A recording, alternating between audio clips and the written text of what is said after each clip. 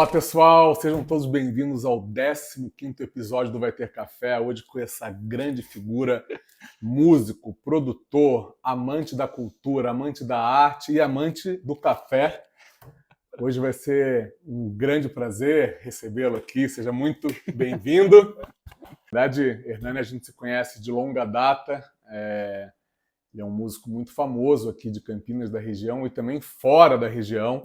A gente vai conversar muito sobre isso. A gente deve ter se conhecido há uns 20 anos atrás, mais ou menos, eu acredito. Eu acho que até um pouquinho mais. Um pouquinho mais. Foi no começo do Matisse ainda, assim, né? Quando a gente, eu acho que se cruzou naquela época, assim. Tava começando a tocar com o Modesto, e Olha aí só. acho que foi essa ponte, assim. Matisse era um restaurante dentro de um hotel que o Hernani tocava já no Hot Jazz Club, né? Já era Hot Jazz Club? Não, foi em função da gig que a gente montou o trio. Em função. Então nasce um trio de jazz chamado Hot Jazz Club, que na época era Hernani, Marcelo Modesto e Gilberto de Silos. Gilberto de Silos. Conta um pouco como é que foi então essa criação desse trio e por quê, da onde vem essa musicalidade. Foi muito curioso, né, o tanto de coincidências, assim, né, essa formação, que é uma formação, primeiro assim, né, que tocar jazz no violino é uma coisa não muito comum, né, eu até fico feliz de ver que agora tem aparecido muito mais, né, pessoal jovem, sobretudo, tocando jazz no violino e nomes importantes, assim, né. No Brasil, não só o jazz, né, como também, assim, o pessoal de expressão de música popular brasileira também tem acontecido muito, mas em 2000 não existia mesmo isso. Era uma coisa, naquela época isso era muito muito inédito mesmo. E a verdade é que assim, é que essa ambiência, né, de restaurante, hotel, assim, estava em busca de um som que fosse um som agradável, né, um som ali que acompanhasse os jantares, tal. Uhum. E aí tinha essa proposta, né, de fazer jazz com violino, né. E aí a minha referência, então, foi do Stéphane Grappelli. Só que não foi nem lá do Grappelli dos anos 30, assim, foi ali dos anos 60, quando ele já tocava com o Joe Pass, com o Niels Ørsted Pedersen, né, que tinha um trio que era bem a sonoridade do que a gente fazia no começo do Hot Jazz Club. E que era bem swing, né? Uhum. Então foi essa a referência inicial da gente. E aí foi curioso, porque, no entanto, o espectro, né, do Django, assim, parece que meio que chamava desde o começo, porque assim que eu chamei o Modesto para falar, para tocar, ele disse: adoro o Django. Né? Foi das primeiras coisas, né? Quando eu falei que a gente repertório meio Grappelli, ele já pensou lá no começo, né? Uhum. Então a gente fez umas coisas de repertório mais Grappelli, mas acabou puxando, indo, caminhando cada vez mais para o Django, primeiro por conta desse amor do Modesto, assim, né? Falando em Modesto, desculpa te cortar. Imagina. Para quem não sabe, Marcelo Modesto foi um grande músico também da cidade. Referência. Sim. Infelizmente, ele nos deixou há 2 anos, aproximadamente. Isso. E como é que foi esse namoro com ele? De onde você conheceu ele? Porque você deve ter mil histórias com ele. Sim. Né? Na verdade, foi indicação do Eduardo Gomes. Violinista. Exatamente, né? Eu trabalhei muito tempo com o Eduardo Gomes em cerimônias, em eventos e tal. E, aliás, foi por causa do Eduardo Gomes que eu comecei a tocar o som do Grappelli. Olha só. Porque uma vez teve um cliente, né, que queria fazer uma espécie de coquetel em homenagem a si mesmo, lá no Vila Rica, uma coisa assim. E aí o cara era fanático pro Grappelli. Aí, basicamente, o que o cara fez foi que ele deu pro Eduardo Gomes, na época, um ADAT, lembra que era isso? Um ADAT, com as gravações lá dos anos 40, 30, né, do Grappelli, tudo aquelas coisas com RPM variando, ou seja, o diapasão não fechava, né? Dizendo, Hernani, ó, toca isso daí. O cara quer esse repertório aí. Sim. Putz, aí eu passei, eu acho que, sei lá, uns 2 meses tirando tudo, assim. E nunca tinha feito isso. Antes eu já improvisava, né? Tipo, tinha sido aluno do Bebeto, tal, outra referência da cidade, tal, bem na parte de improvisação. Mas antes eu tocava mais fusion, tocava outras coisas, não tocava essa linguagem. Mas aí o Eduardo Gomes me passou essa gig, que foi totalmente inédita, né? Aí eu fui lá, cheguei no dia do evento, fiz lá, toquei todas as músicas, assim, né? nossa, preocupadíssimo, né? Porque o cara tava ali, sabe, assim, aquela palitozinho de xadrez de lã, gravata borboleta, óculos de aro tartaruga. Eu falei, nossa, se eu errar uma coisa aqui, tô Já perdido, era. né? Então, terminei o repertório, pensei, e agora, né? Pô, o cara veio todo feliz, assim, né? Falei, nossa, ufa, né? Mas aí foi tanto trabalho para montar esse repertório que pensei, quer saber? Um dia ainda vou continuar fazendo isso. Aí pintou o negócio do Matisse. E eu pensei, pronto, né? E Vamos. agora? Perfeito, porque era bem a proposta mesmo do que se queria ali.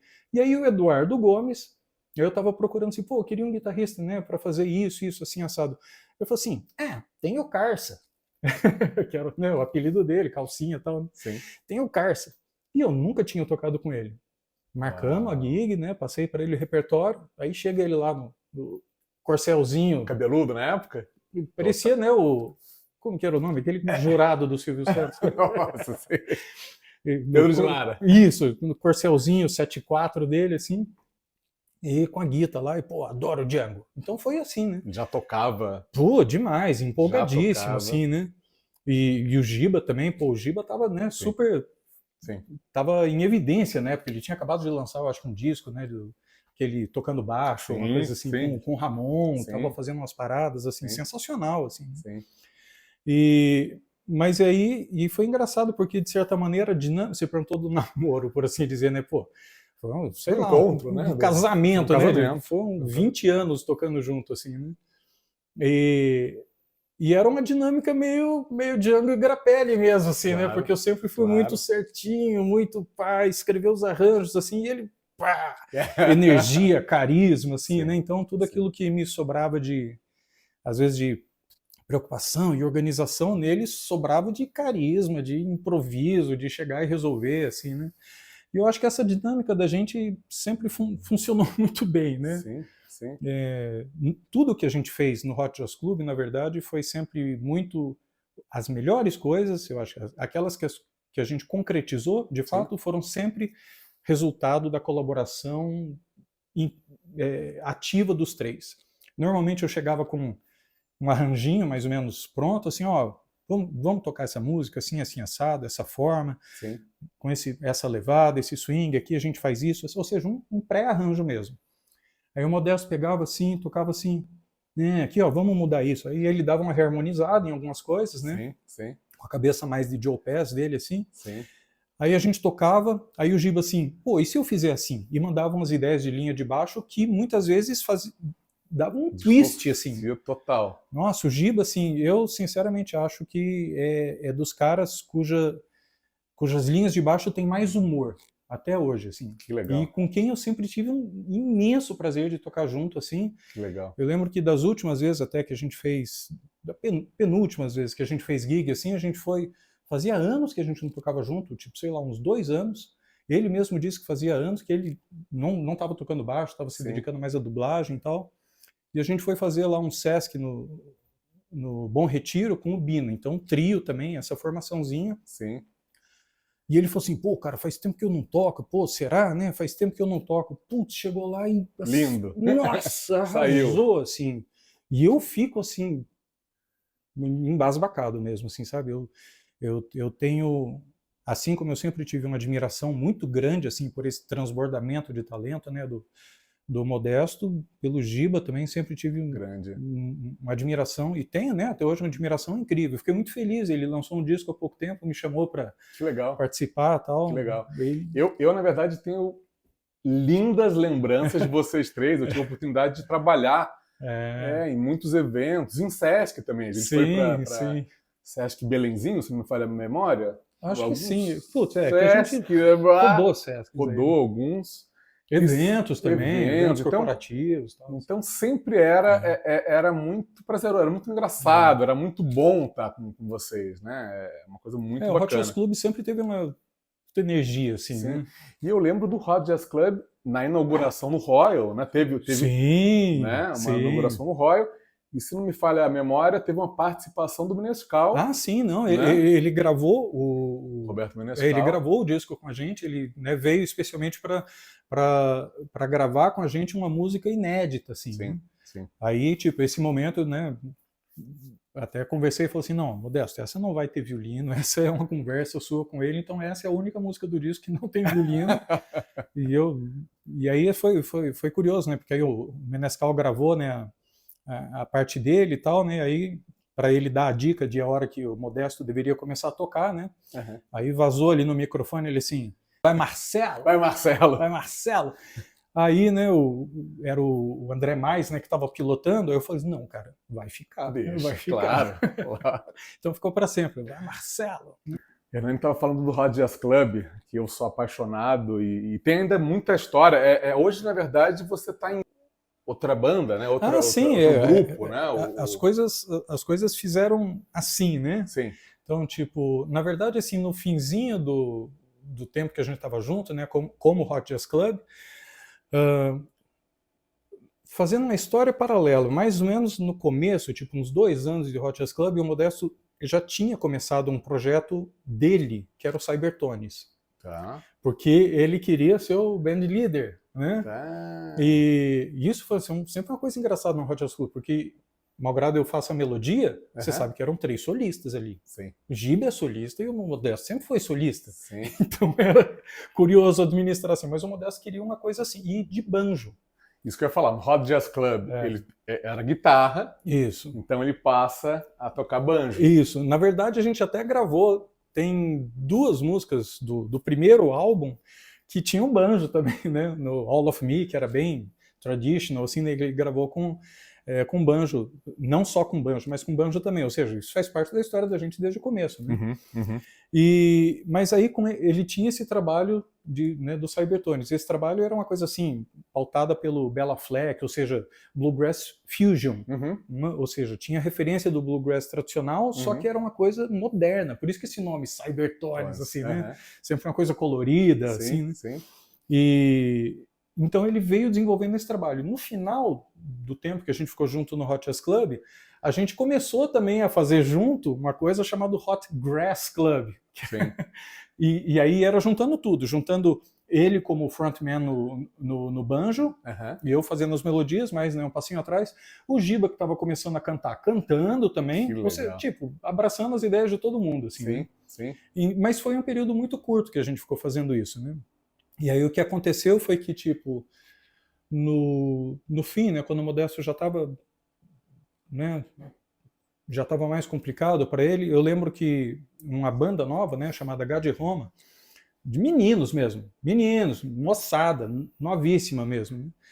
Aí eles entraram em contato e disseram assim, pô, já faz uns 10 anos que a gente, né, tá tentando tocar esse som, a gente foi ver vocês lá no Festival de Jazz Manouche, em Piracicaba, ali na primeira fila, na 2ª edição, pensando, pô, será que um dia a gente vai estar aí e tal, né? E a gente vai tocar aqui em Campinas, num tal lugar, pô, queria que vocês fossem dar uma canja lá com a gente. E o Modesto, você sabe o jeito que era, mesmo quando ele estava assim, incapacitado de fazer qualquer coisa, ele falou assim, não, bicho, vamos tocar, pô, não, preciso tocar, né? Super inquieto e de fato, o cara levou a guitarra pro hospital, né? Sim, o cara, era isso, assim, ia lá fora, né, para fumar umzinho e para tocar, assim, né? Ele precisava tocar, assim. Sim. E aí ele disse assim, nossa, cara, vamos lá. E aí eu falei assim, bem, tava pertinho até da casa dele, né? Porque ele nem tava no hospital, tava no apartamento, que é ali pertinho ali, né? Da Fonte de São Paulo. Isso. Né? E aí, a gig era ali perto e tal, né? E aí marcamos, então, né? Ele ia lá. E aí, aí quando chegou, né, perto do dia, assim, ele disse, pô, bicho, não vai dar. Ele tava com muita dor, né? Tava meio complicado. Ele disse, não, mas vai lá e passa a tocha para os meninos, assim. Pô, e aquilo ficou assim, né? E aí pouco tempo depois, né, ele foi mesmo. E eu acabei entrando, né, com o pessoal, e aí cheguei e dei uma arrumada na casa, né, com eles, e aí eles dizem, pô, a gente tem som autoral, todo mundo ali compõe, cada um deles compondo, coisas muito diferentes, com muita personalidade, cheios de energia, aquela coisa de jovem, né, você sabe. Sim.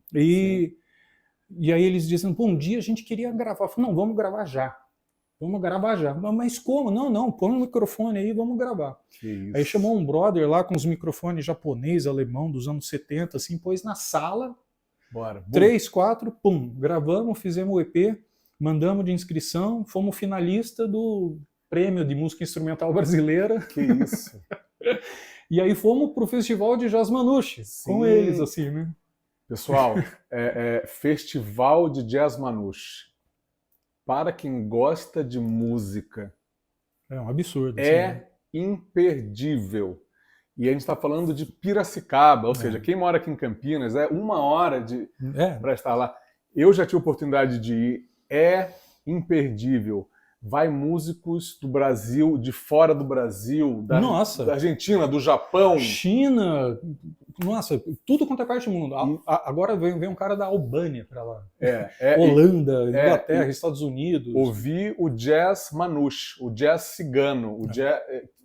né? É o jazz que era lá, né, a origem do Django nos anos 30, tal, né, que é aquela coisa do violão cigano, aquele violão diferente. E normalmente a formação é tipo 2 violões, um contrabaixo e um violino, essa é a sonoridade mais tradicional. Mas às vezes tem 2 violões e um contrabaixo, ou trio, como a gente fazia, né, violino, violão e contrabaixo. Às vezes acordeon também, super entra. Entra voz às vezes? Entra voz também? É mais raro, mas acontece também. Porque tipo, era um som mais predominantemente instrumental. Assim, sim. Às vezes o pessoal não... pensa assim, mas qual é, né, desse negócio de jazz cigano, de jazz manouche, assim, o jazz tradicional, né, que a gente está acostumado, quando a gente fala o que é jazz, alguma pessoa pensa assim, aquele negócio, ou então pensa, ou então pensa no saxofone. Eu acho que a primeira coisa que pensa é no saxofone. Né? Mas isso aí, né, da bateria, por exemplo, no jazz cigano é feito pela marcação dos violões, né? Os violões fazem tchum, tchum, tchum, isso é o que faz a bateria. E os outros instrumentos, ao invés de ter piano, por exemplo, que é um instrumento que fica ali parado e tal, como eram ciganos, né? Então a ideia era esse instrumento que você põe nas costas e carrega, né? Então tem bastante instrumento de cordas, né? Tipo violino, violão, contrabaixo, tal. Às vezes a viola eles usavam também como instrumento de acompanhamento. O acordeon, às vezes clarinete, todo instrumento que tem a ver com a cultura nômade, assim, né? E essa sonoridade europeia, assim. Qual a diferença entre violino e viola para as pessoas entenderem? Não, porque você falou viola. O violino, né? É aquele que todo mundo sabe o que é, né? É aquele que toca a primavera. Viola é muito parecido. Igualzinho o formato, só que ele é maiorzão e tem um som mais grave. É só isso. É isso. É da família. Normalmente, quando a gente tem, por exemplo, um quarteto de cordas clássico, né? Então você vai ter um primeiro violino, segundo violino, 2 instrumentos iguais, aí a viola, que vai parecer um violino, só que é maiorzão, e o violoncelo, que é aquele grandão mesmo que a pessoa toca sentada. Contrabaixo é o que toca de pé. Só para esclarecer. Fazendo um favor, né, aos meus amigos contrabaixistas, uma cena que a gente já viu acontecer milhões de vezes, né? A gente está tocando lá no restaurante, né, contrabaixo, tal, assim, violão, né, violino, assim. Aí chega o casalzinho, né, aí ele vira, né, para namorada, assim, ó, mozão, esse aqui é o violoncello, né? Capricha na pronúncia, assim, né, para ficar bacana, assim. Não é mesmo? É isso aí. Do Modesto, você já escreveu alguma coisa para ele? Você já dedicou alguma coisa? Você fez alguma música depois? Eu escrevi, sim. Eu escrevi blues pro Modesto, que a gente nunca gravou. Uau! E eu fiz o arranjo para cordas daquela música que era chamada Trilho, mas que aí a Veri fez uma letra chamada Bem Te Vi. Olha só. Porque ela foi lá, né, trocar uma ideia com ele, quando ele estava na Santa Casa, e aí ele tocou essa música para ela e, putz, estava um festival de Bem Te Vi em volta, assim, e eles apareceram todos na música, assim. Nossa. Ela fez uma letra linda assim, Poxa. Aí eu fiz o arranjo de cordas e a gente fez isso daí. Depois me manda. Mando sim. Pô, ficou muito legal mesmo. Espetacular. Ainda existe o Sabertones? Como é que é essa história? Pois é, então, foi uma coisa, né, quando aconteceu, né, quando o Modesto foi, né, o Ding Dong, né, conversou comigo, falou assim, pô, bicho, nossa, né, o Curi não quer mais tocar, assim, né, e vamos fazer alguma coisa, tal. Eu falei, nossa, é claro que vamos fazer, né, e aí conversei com ele, não, vamos fazer, né, e aí conversei com o Digão, de repente a gente armou um super negócio, assim, né? Você lembra que teve aquele festival Vambora, assim? Sim. Foi todo mais ou menos a partir daí, assim. E aí como eu toquei muitas vezes com Cybertones, eu sei sabia, né, e sei, né, o repertório deles, porque, pô, era percussão, ding-dong, baixo elétrico, o Ricardo Cury, e o Modesto no banjo. Pô, era muito fácil encaixar um violino aí, né? Então a gente fez isso muitas vezes. Sim. Até porque, né, o timbre, violino e banjo. Sim. Aliás, foi por isso que o Eduardo Gomes ele trampava com o Modesto, porque eles tinham um duo que era de banjo e violino. Então as coisas dão umas voltas assim, né?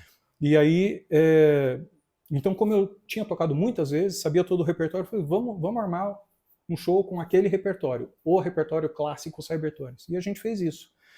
E aí em seguida já pintou várias datas, assim, a gente fez, e putz, eu acho que foi muito legal. E para mim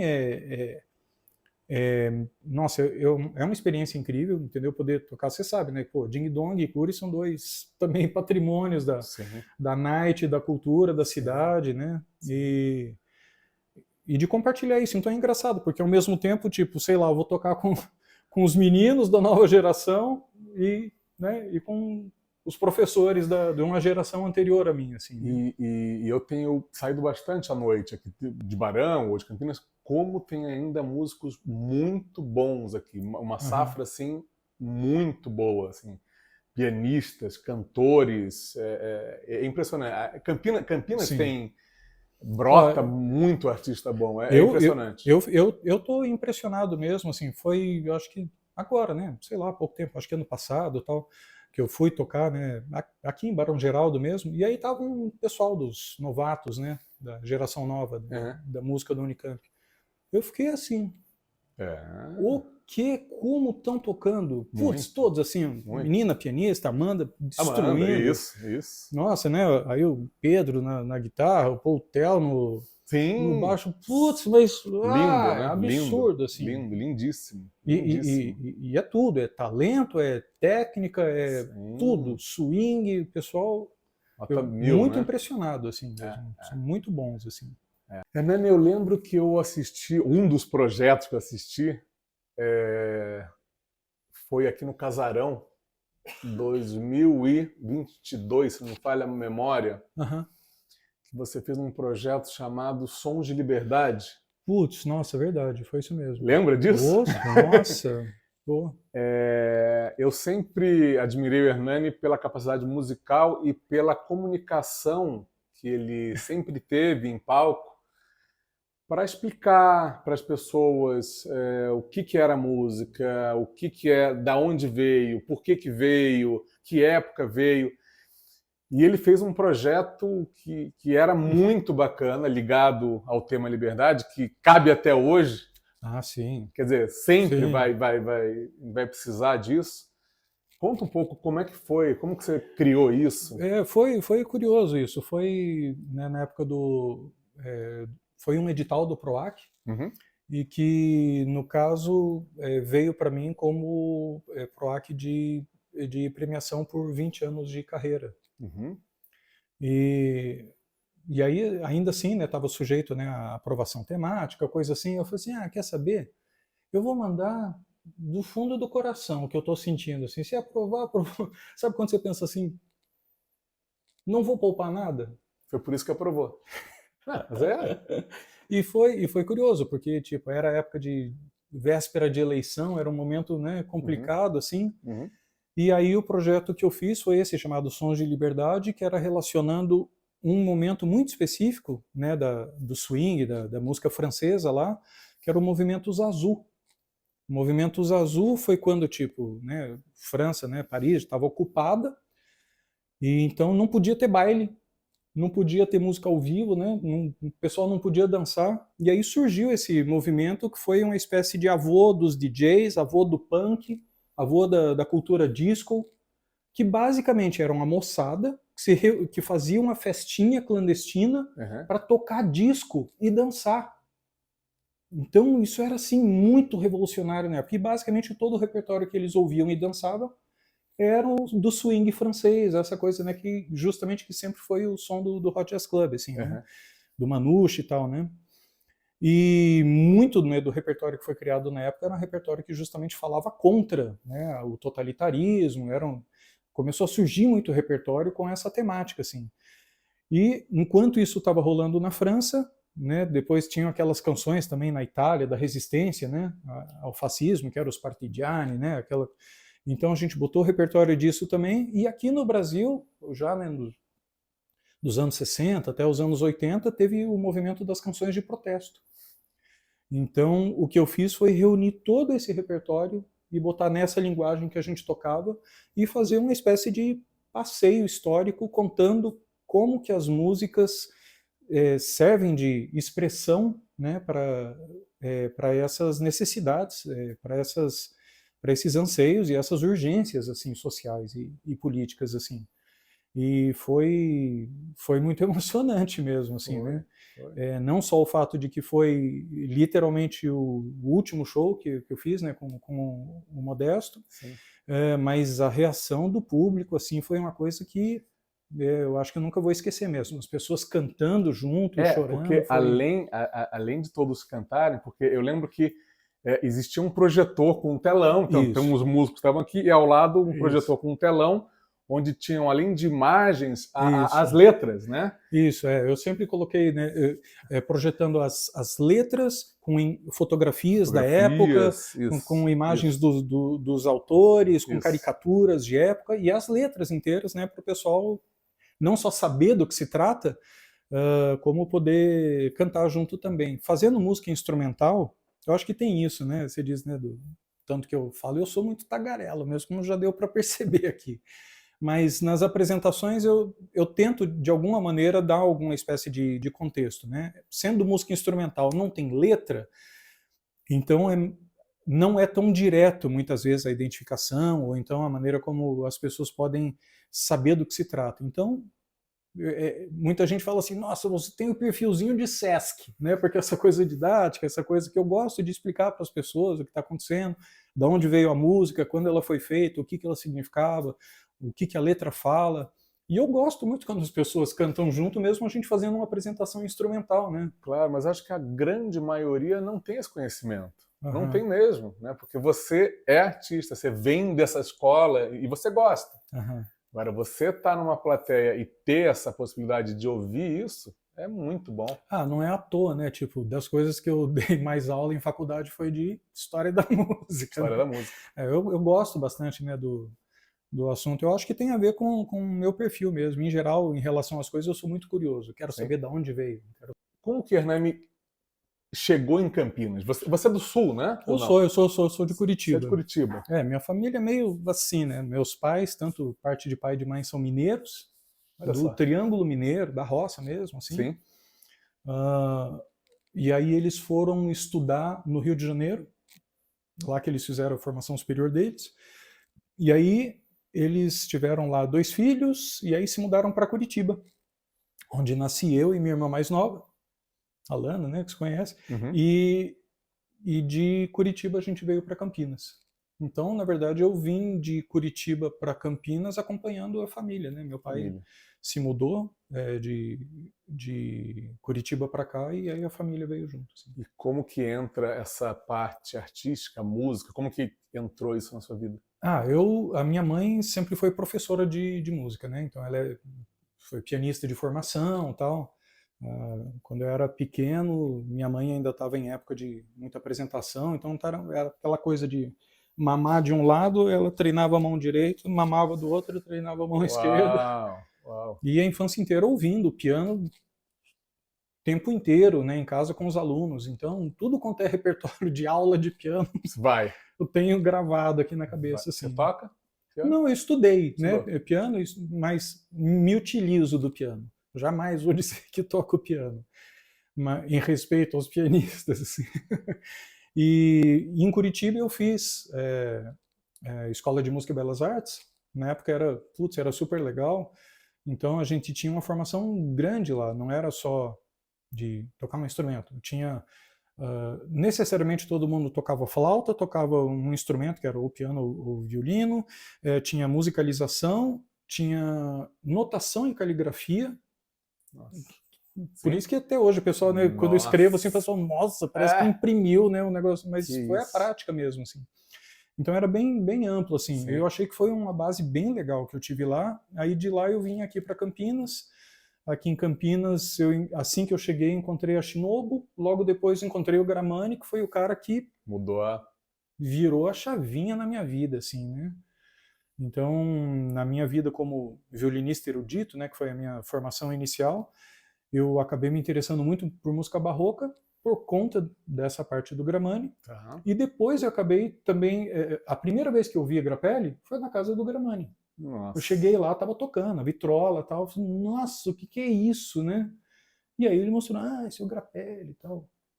E aí eu ouvi aquilo e pensei assim, como que ele faz para tocar isso? Tudo tão perfeito, tão, né, delicado e ao mesmo tempo virtuosístico, um lirismo absurdo, assim. Foi a primeira vez, então, que eu ouvi foi com o Gramani, né? Depois eu acabei tocando, assim, eu não sou um rabequeiro, né? Mas eu acabei me interessando por linguagens populares brasileiras também, porque o Gramani sempre foi rabequeiro, assim, pesquisador, foi o cara desbravador desse campo de estudos aqui no Brasil, né? Sim. Então o Gramani foi um cara, assim, realmente que marcou a minha vida. E na época ele era professor também, sabe de quem? De quem? Eduardo Gomes. Olha só. O Eduardo Gomes foi um cara que também me parametrizou muito, assim, sabe? Muitas coisas que aconteceram acabaram acontecendo por proximidade e contatos dele. Mudando completamente de assunto, antes de começar a gravação, a gente estava falando de café, de pão, de viagens. Você chegou a ter alguma experiência fora? Você tocou fora? Você fez algum estudo fora ou não? Não levei o violino. Não levou o violino. Eu morei, né, fora um tempo, mas foi só durante o tempo. Foi na época que eu estava fazendo ainda mestrado em filosofia. Então, eu fiquei um tempo em Paris, tal, na verdade, praticamente para fazer a complementação bibliográfica, tal. E foi isso. Você fez a filosofia depois da música? Não, na verdade, minha graduação na Unicamp foi em composição. Na verdade, a minha primeira entrada na Unicamp foi em filosofia. Aí sim. Entregando ouro, né? Eu sou RA 91.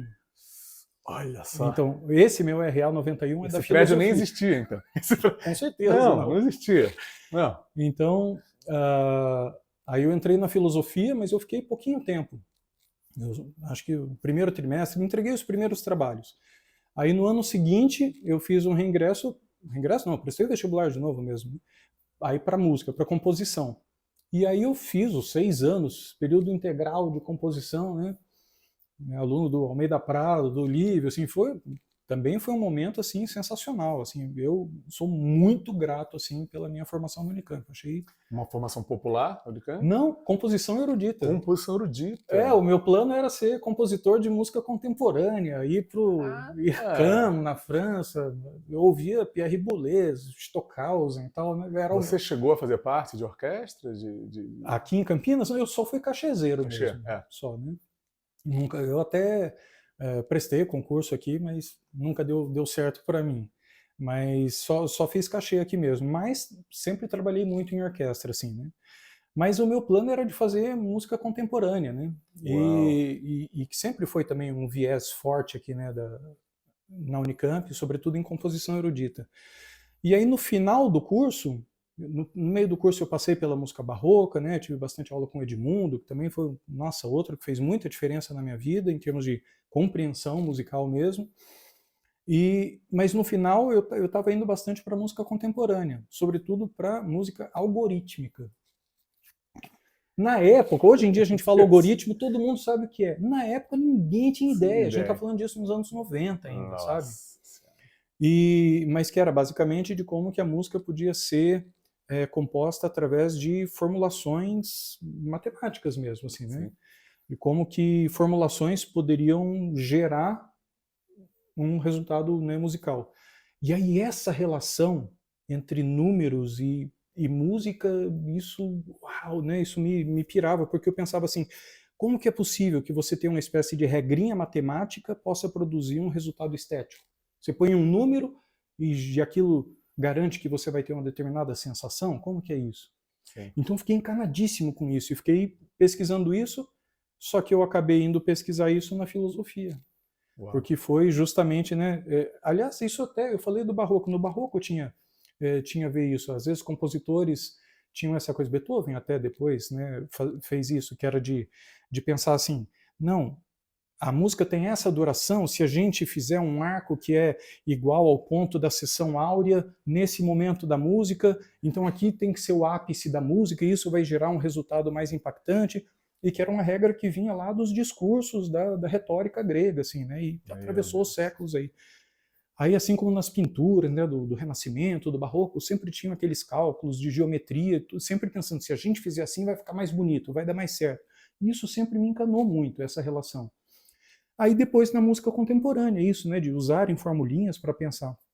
E aí eu fui voltar lá para os gregos, porque tem um diálogo de Platão, o Timeu, em que ele bota lá um pitagórico na conversa, né, tipo um dos personagens que está conversando, que o cara conta a origem do mundo. Aí quando ele conta a origem do mundo, ele conta que é um demiurgo, né, uma espécie de artífice que fez as coisas, fez uma massinha, como se fosse uma massa de pão, usando os elementos ar, água, terra e fogo, só que para os pitagóricos esses elementos são representados por números.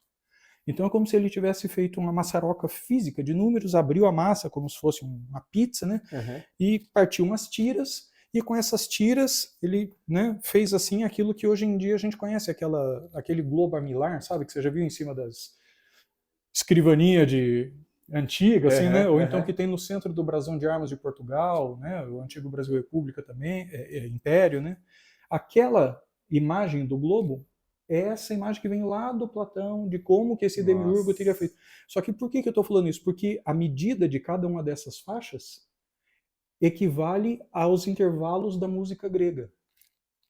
E foi pensado, e foi pensado em função disso. Que isso. E então aí depois disso vem todas aquelas teorias, né, que acho que as pessoas até conhecem mais, de harmonia das esferas, harmonia universal, que depois o Kepler pensando isso, né, tantos séculos para frente, que é de pensar que existem regras matemáticas que organizam a existência do mundo e a beleza, né? Meu Deus. Então essa era a minha...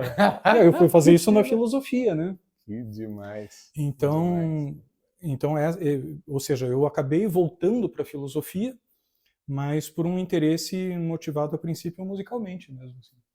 Depois dessa explicação simples, que todo mundo deve saber, eu lembro da gente conversar em algum momento. Você teve também uma formação, acho que talvez familiar, de não sei se um estudo teológico ou algo assim? Não, nunca tive uma formação ou uma coisa formal teológica, é só porque meu pai é pastor. Olha meu pai só. foi pastor batista durante 40 anos, foi uma das referências da denominação mesmo, né? Então, tudo fez, né? Ele, como eu disse, né, ele estudou no Rio de Janeiro, foi no Seminário Teológico Batista do Sul do Brasil, né? Que era, na época, era Guanabara, era a capital do Brasil. Então, Uau. meu pai, imagine, né? Ele saiu da roça, estudou lá, fez o clássico em Goiânia e, de repente, estava lá na Guanabara assistindo Stravinsky, reger ao vivo no Municipal, lendo Schopenhauer, sabe? Assim, então, foi um salto muito grande, assim, né? Uau. E meu pai, aí depois de pastorear um pouco no Rio de Janeiro, ele assumiu a primeira igreja batista de Curitiba, que é um gigante de igreja, e já era, desde os anos 70, uma referência também.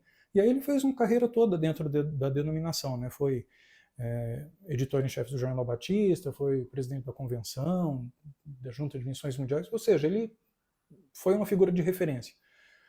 E por conta disso eu tive uma formação protestante bem ortodoxa, assim, né? Bem forte em cima disso.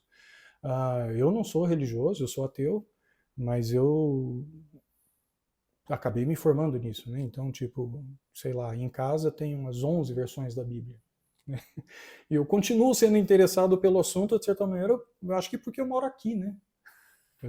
A nossa cultura, se você não entender né, o tanto que a religião, sobretudo o cristianismo, tem a ver, né, com as nossas relações sociais, com o processo cultural, é um mapa muito, muito importante aqui. Eu acho que se eu morasse, sei lá, na Suécia, eu não ia mais pensar tanto no assunto, eu ia pensar mais em como que ele ainda reverbera em mim, mas com menos preocupação social, assim. Mas morando no Brasil, eu acho que é uma compreensão meio indispensável, assim. Eu lembro quando eu estava na pós, no mestrado mesmo, né, em filosofia, e aí a gente estava numa aula num curso de Nietzsche, né, com Jacóia, que é referência em Nietzsche, né, E aí, e ele citando lá as passagens bíblicas, né, sobretudo, né, das epístolas de Paulo. E aí ele percebeu, né, que a turma estava meio quieta, assim, e ele pensou, espera aí, vocês sabem, né, do que eu estou falando, né? E aí tinha lá um adolescente, sei lá o que levantou a mão, assim, falou assim, eu tenho orgulho de nunca ter lido a Bíblia, nunca ter aberto. Eu falei, não, meu amigo, você está equivocado, você não entendeu nada, né? Porque justamente o filósofo está dialogando com isso, assim, né? Então, ué, se o cara está respondendo isso e você não sabe o que ele está respondendo, você está perdido aqui, né? Sim.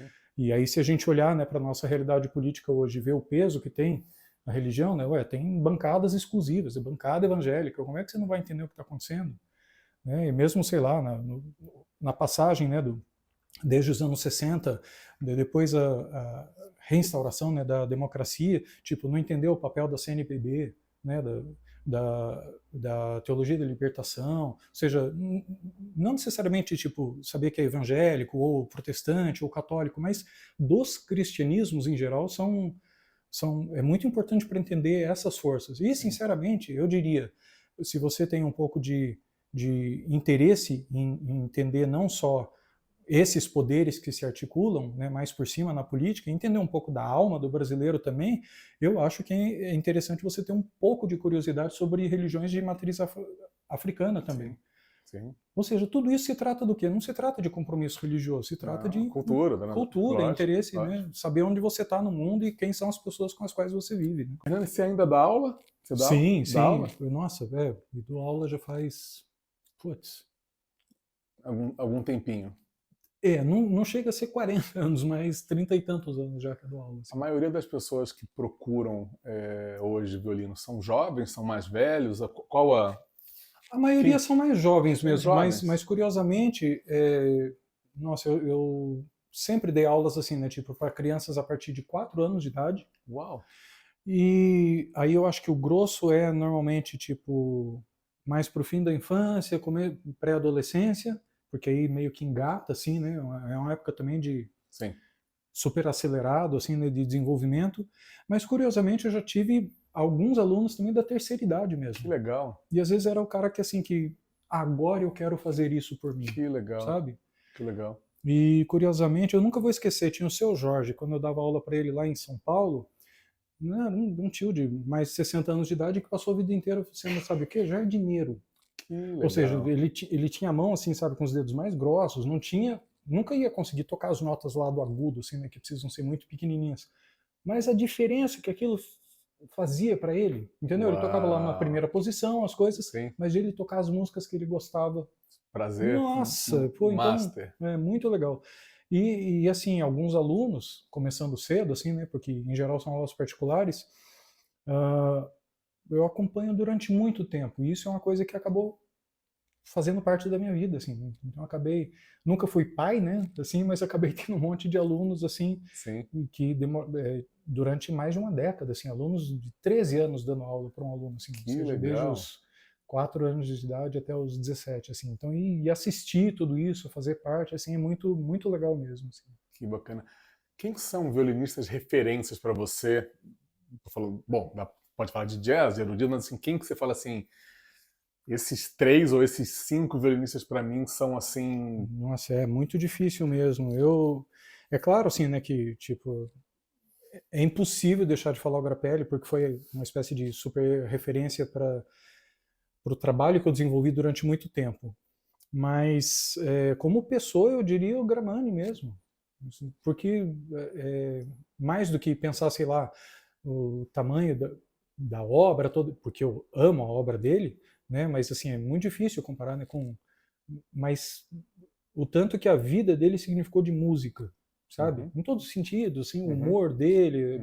Então, e que mais? Eu diria que o Didier Lockwood é um outro super cara que, inclusive, quando eu estava fazendo, né, a minha dissertação sobre o Grappelli no mestrado em jazz, né, ele me deu uma super mão, assim, eu falei, tô estudando isso assim, aí encontrei com ele lá no Ibirapuera, ele falou, nossa, pegou da bolsa, assim, me passou um material, depois me correspondi com ele, o cara foi um absurdo, assim. E um dos discos dele, que é justamente chamado Tributo a Grappelli, foi sempre uma das maiores referências, porque é bem de trio mesmo, na mesma formação que a gente tocava. Então, esse foi um super cara também. E eu acho que é legal mencionar assim, eu não consigo deixar de pensar no Ricardo Hertz. Quando a gente estava começando o Hot Jazz Club, ali para 2000, eu acho que ele lançou o primeiro disco dele, o Ricardo, em 2002, não sei, por aí. Mas foi mais ou menos assim. Sim. E foi o Giba quem trouxe. Ele falou, você viu um cara aí, né, que ganhou o prêmio, não lembro se era o prêmio Visa, era um desses, Eldorado, desses prêmios, né, importantes que tinha na época. Pô, ele lançou um disco que eu vi, nossa, que legal, que diferente, que inédito, assim, né? E eu tenho acompanhado, né, o trabalho dele assim com entusiasmo absurdo, assim, porque tudo isso que eu estou falando até agora é mais jazz, tal assim. Mas em termos de linguagem de violino brasileiro, não tem para ninguém assim. É muito o swing brasileiro que ele tem nossa, é fora de série. E eu acho que ele tem feito um trabalho também pedagógico, sabe? E de difusão da cultura nacional. Agora ele acabou de voltar de um super festival, né, lá fora. Divulgando, né, justamente as linguagens brasileiras no meio de um contexto todo jazzístico, tal assim, do Creative Strings do Christian Hollis lá dos Estados Unidos, que é uma outra referência assim também. E eu acho que e outra assim, sinceramente, né, para sei lá, de novo, né, voltar para perto da gente, pô, eu gosto muito do Branco. O Branco, né, ele tá agora eu acho que lá na Holanda, eu lembro quando ele passou um tempo no é Luiz Mascaro. Luiz Mascaro. Dele, né? Mas é branco, né? Tocou com a Dua Lipa.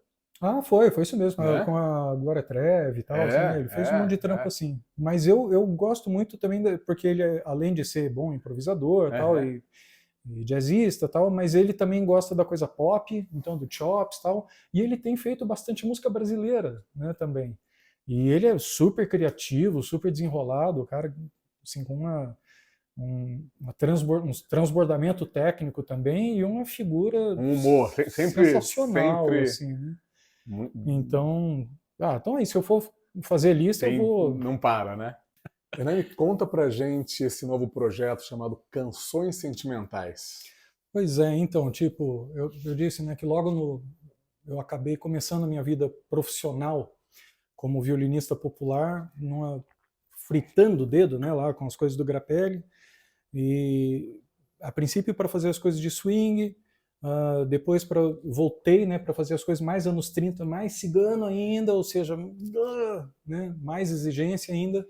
E aí depois eu fui estudar um pouco de bebop e praticamente todo o contexto jazzístico que eu estava, eu sempre era solicitado a tocar naturalmente esse tipo de coisa. Então, tipo, eu acho que as pessoas esperam normalmente do jazz mais esse tipo de energia, né? Sobretudo com jazz cigano, assim, né? E aí, a verdade assim é que isso sempre foi um custo muito grande para mim, porque eu não me sinto um virtuoso, eu faço aquilo me esforçando muito mesmo. Nunca tive tanta desenvoltura quanto outros colegas já vi terem assim com muito mais facilidade do que eu, né? Assim, a mim sempre me custou muito isso. E ao contrário, todas as vezes eu era aquele cara que tentava colocar na gig alguma balada. Só que é difícil, né? Por exemplo, se você está, sei lá, num boteco, numa coisa assim, não tem como você tocar uma balada. Se você toca uma música muito lenta, a balada em jazz são as músicas mais lentas, assim, né? Aí as pessoas, não, pô, tá desanimado, toca uma coisa animada, assim, né? Só que o meu coração sempre foi para as coisas lentas, né? Emocionais, assim. Sentimentais, justamente, assim, né? Mesmo, tipo, como violinista, muitas vezes o concerto para violino, ele tem 3 movimentos, né? O primeiro movimento rápido, o segundo lento e o terceiro rápido. Parece que o sonho de todo violinista é tocar os movimentos rápidos. O meu sempre foi os movimentos lentos, assim. Então, tudo quanto é segundo movimento dos concertos de Bach, é ali que meu coração tá. Que legal. Sempre gostei dessas músicas. Para você ter ideia, um sonho meu era um dia gravar um disco assim de boleros cubanos, super lentos, assim. Conversei, sabe com quem? Com a Bruna Volpe. Um dia eu acho que a gente vai emplacar isso. Gravar só bolero cubano, devagarzão, sabe? Assim, que legal. Com aquela formação mais ou menos, lembra do Azeviche? Sim. Um violão, uma percussãozinha, um baixo acústico, Sim. aí a cantora, E aí o violino fazendo só um firuli, firuli, firulá, só uma coisinha assim. E aí o fato é que muitas vezes, né, quando a gente ia montar as gigs de jazz, né, aí conversava, ele falou, não, ó, uma balada por noite, tá bom. Explica para o pessoal o que é gig. Ah, Gig. Gig é um compromisso, é um evento, né? Então, por exemplo, a gente vai tocar num bar, isso é uma gig. A gente vai ter um evento corporativo, isso é uma gig. Isso é uma linguagem muito comum dos músicos, né? Eu tenho a impressão que deve ser uma corruptela de engagement, alguma coisa assim. Eu já ouvi falar... Mas é uma gíria. É uma gíria. É. Depois a gente vê no... Não é Google, mas é ChatGPT que a gente vai ver. Mudou. Mudou. Mas enfim, e aí agora, né? Então, completei 50 anos há pouco tempo. E aí um dia eu pensei que, mais ou menos no espírito daquele Sons de Liberdade, né? Que eu falei, quer saber? Né, vou fazer uma coisa. Eu pensei, quer saber?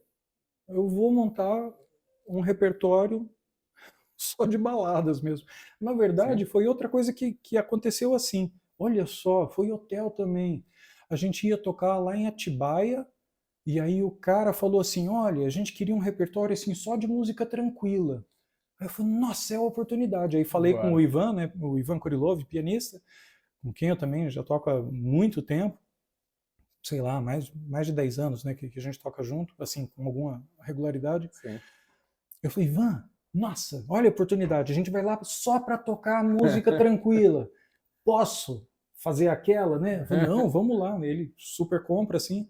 E aí eu montei um repertório só com baladas de jazz, samba canção, bolero, sabe? Só as músicas do coração, assim, né? E aí a minha felicidade, né? Porque, tipo, normalmente, mesmo em Sesc e tal, que eu estava dizendo, o meu público preferido costuma ser o pessoal da terceira idade mesmo, né? Sim. E foi essa, inclusive, a referência que o cara lá do hotel disse. Ele falou, olha, vocês vão tocar no lobby, então quem fica ali normalmente é o pessoal de mais idade, então faz uma coisa mais tranquila. Eu falei assim, deixa comigo. Deixa comigo. E aí, sucesso, assim, né? Foi sensacional, porque não só as pessoas ficavam sentadas lá a tarde inteira, como iam, ligavam, não, desce aqui, porque... E aí a gente tocou simplesmente as músicas, não teve nenhuma música que eu toquei e falei assim, tá bom, vamos essa. Não, eram todos, nossa, agora é essa. Ai, agora é essa. Sabe como? Isso que ele está falando faz uma diferença para o artista, né? Fazer o que você gosta, com as músicas que você gosta, né? Eu confesso que eu fiquei pensando assim, sei lá, por exemplo, em quantas bandas de rock, eu fiquei pensando, sei lá, no Cazuza, no Renato Russo, de pensar assim, pô, imagina a felicidade desse cara, de ele pensar assim, eu fiz essa música e eu estou gravando e apresentando o que eu quero, que é o que eu gosto, assim, né? Pô, é muito especial isso, assim, né? Isso eu acho que dá uma energia muito diferente para aquilo que você está fazendo. E aí quando eu comecei a fazer essa seleção, pouco obsessivo do jeito que eu sou, né? Aí virou um livro dessa grossura, assim, né? Falei, não, peraí, vamos organizar isso aqui. São 12 dias de música. Aí organizamos, né, o repertório entre, tipo, jazz, né, músicas lentas de jazz, música brasileira, bolero, até tipo coisa que a gente faz bastante, que é de pegar música erudita e tocar uma versão jazzística dela, sabe, lenta, assim, nossa, eu gosto bastante. Então a gente já fez Claire de Lune, já fez uns do Tchaikovsky, assim, putz, é só melodiona, assim, né? Que legal. E aí eu decidi, não, vamos formatar isso aqui como show também, vamos fazer um show disso aqui. Putz, mas dá para fazer 2 shows completos de jazz, 2 de música. Não, vamos começar com música brasileira. Aí, putz, eu acho que de uma centena de músicas brasileiras, que já é uma pré-seleção, eu fiz o negócio enxugar para umas 14, uma coisa assim, e foi assim que a gente montou o primeiro show de música brasileira do Canções Sentimentais. E então, que aí a formação sou eu, o Ivan Kurilov e o filho dele, o Marcelo Kurilov, que é contrabaixista, tá tocando junto com o pai na Sinfônica também, muito legal. Então são ensaios familiares, a gente faz na casa deles mesmo. E, nossa, é uma musicalidade absurda, assim, porque no fim das contas acaba sendo uma dinâmica parecida com aquela que eu falei do Hot Jazz Club. Eu chego, né, com arranjo, todo mundo contribui, e os dois são absurdamente musicais, assim, então é muito prazeroso. E o ambiente, assim, eles são inteligentíssimos, sensíveis, bem-humorados, então é muito gostoso tocar com eles. E aí a gente lançou esse espetáculo, né? Então o primeiro foi só de música brasileira. Onde foi? A gente fez na Rosa, né, lá na Coros. A gente fez no Pavão. Ah, aqui do lado. Isso. E a gente fez na Rabeca. Souzas. Isso. Nossa. Mas estamos agendando mais também. Mas foi muito legal. Fiquei né? curioso para que no próximo eu quero ir. O quê? Claro. Você não faz ideia do repertório. Tem até Chitãozinho. Mas Tito no Chororó você fez participação. Sim, né? Na época... Eu fiz a direção de cordas de 2 turnês. Então eu rodei o Brasil bastante com eles. Assim, tinha um quarteto de cordas pelo qual eu era responsável. Né? Sim, o Marcelo Modesto, ele trabalhou com o Tito no Chororó por anos. Sim. E foi ele que me chamou, e foi ele que, me indicou para você fazer a direção trabalho, de cordas. Você chegou a tocar também palco? Você fez? Muito. Viajei o Brasil inteiro com eles. Aí. Que legal. Coordenando esse quarteto de cordas. Eu fazia o primeiro violino. Que bacana. Que legal. E aí tem lá, né, a gente tocando, né? Mas foi até nisso. Eu lembro que a gente tocando fio de cabelo lá na estrada, lá no show, não sei onde, eu pensando, eu acho que isso daqui dava uma balada. E deu. Sério? Deu. Que legal. E aí o que acontece? E aí, normalmente assim, né, esse eu também fiz esse esquema para esse show. Eu ponho as letras na parede e tal, né, para as pessoas, porque é só música instrumental. Sim. Mas é canção. Pô, canção tem que letra, né? Sim. Eu acho que assim que a definição de canção é a coordenação entre letra e música. Muitas vezes a música veio depois da letra, em função dela, assim. Então, para mim, canção é muito importante. Mesmo ensinando para os meus alunos, né, a improvisar, por exemplo, em jazz, assim, ou em qualquer música, o violinista, eu falo assim, você sabe a letra? Você tem que saber a letra. Ué, como é que você vai picar essa nota aqui, sabendo que isso aqui é uma palavra, o cantor não vai respirar aqui? Isso é uma abordagem, não é a única, né? Sim, mas é a minha. Eu sou melodista, eu sou muito compromissado com a melodia, e eu ensino isso para os meus alunos também, a pensar no sentido da melodia, a melodia em função da letra, do sentido da música e tal. Mas e aí, então, botamos lá a letra das canções brasileiras, e, portanto, como não tem necessidade de entregar um programinha, né, uma coisa assim, então o que a gente entrega todo show é um lencinho. Ah, que ótimo! Pergunta o que acontece com o lencinho. Destruído, né? Na metade do show, vamos pegando o lencinho do outro. Assim, porque... Então é emocionante mesmo. Nossa. E para mim, isso é muito, muito legal. Tocar tipo essas músicas que não tem nenhuma música ali que não seja uma música que eu amo. Amo todas as músicas. Então, para você daqui de Campinas, região, de São Paulo, de onde for, começa a seguir o Hernani, porque o próximo show que ele tiver, de Canções Sentimentais, é imperdível. Eu estarei lá, com certeza. Pessoal, o Vai Ter Café tem o apoio da Regi Basca, com essa torta basca maravilhosa, que eu acho que o Hernani vai gostar. Eu acho. Eu acho que hoje é minha essa daqui. Por favor. Saborei. Eu vou no queimadinho. Vai.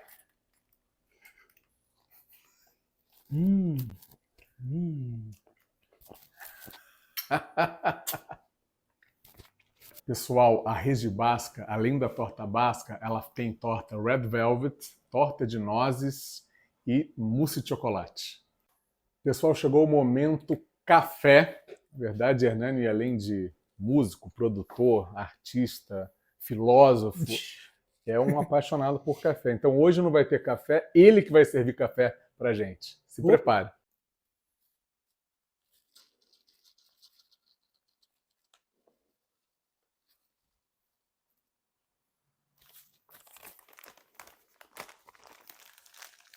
Você cheirou esse café? Eu não tenho ideia o que é esse cheiro. Nossa, olha. Nossa Senhora. Daqui. Meu Deus. Você vai ver agora que o bicho pega. Nossa Senhora. Primeiro você faz, então. Você viu o que eu fiz, né? A primeira coisa eu escaldei o filtro, que é para tirar o gosto do papel. Se você desconfia, faz essa experiência. A gente passa água no café, depois você prova essa água. Assim. Olha só. Aí esse gosto é tudo que você está não querendo que esteja no café. Então aí primeiro a gente só escalda, que é tipo só molhar, só garantir que seja água o suficiente para Ó, você viu que nem pingou ainda. Assim. Sim. Deu um pinguinho ali que é só tô molhando mesmo o café. Olha que interessante. Eu vou fazer uma análise aqui, né? A Hernani falou que gosta de música mais calma, mais lenta. Para você fazer um café, você tem que ter calma, você tem que ter paciência, você tem que ter, Eu acho que sim. né? Tudo tem o seu tempo, né? Como eu disse para você, tipo, eu acho que um Nespresso, uma coisa assim, tem seu lugar, que ali é a praticidade, é o momento que você não dá para, por exemplo, sei lá, receber um cliente e ficar, né? Sim. Você tem que ter uma coisa mais prática, assim. Sim. Mas eu gosto disso. De certa maneira, como passou 30 segundos aqui, a gente já... Agora, ó, essa é a sua hora. Cheira aí. Puxa aí essa fumacinha para você cheirar. Meu Deus do céu. Isso. Meu Deus. Morango do Caparaó. A Serra do Caparaó, no Espírito Santo, ela é, nossa, berço de produção dos melhores cafés, assim, né? Esse café que a gente toma, que é arábica e tal, ele só dá mais em região de mais altitude, né? Então por isso que normalmente nas serras, tá? A base da montanha, normalmente eles usam para plantar conilon, né? O café robusta, que não é o arábica, né? Uhum. Que muitas vezes até, por exemplo, nas cápsulas que você usa dos mais fortes, às vezes eles combinam um pouco de robusta com arábica. Correto. A arábica é esse, né? Que ele produz menos, ele é mais sensível à doença, fungo, essas coisas todas, então é uma produção mais custosa, né? Uhum. Mais cara, mas ele é muito mais doce e tem o dobro de cromossomos que o robusta.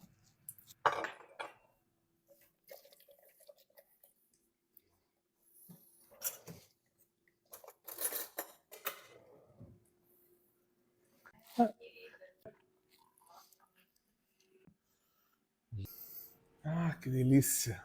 Saúde. Saúde. Muito obrigado. Pô, prazer. Que delícia.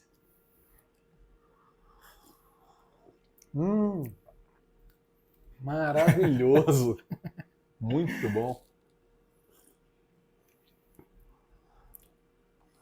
Nossa. E repara que a cor. Olha a cor verdadeira do café. Eu até tava escondendo aqui para não assustar. Olha só. Essa é a cor do café, verdadeira. Porque se você olha assim, você pensa, escuro, preto. Assim. Mas ó, isso aqui, ó. É simplesmente porque também a torra dele, ela não é tão escura. Então, naturalmente, ele vai ser mais claro, assim, claro. Não tem a ver simplesmente com diluição. Esse está numa diluição de 1:15, que eu acho que é uma boa diluição para esse método de coagem. Hernani, queria te agradecer a presença, muito obrigado. Venha sempre tomar café, conversar, tocar. E quando tiver shows, por favor, me avisa. Com certeza. Tá bom? Oh.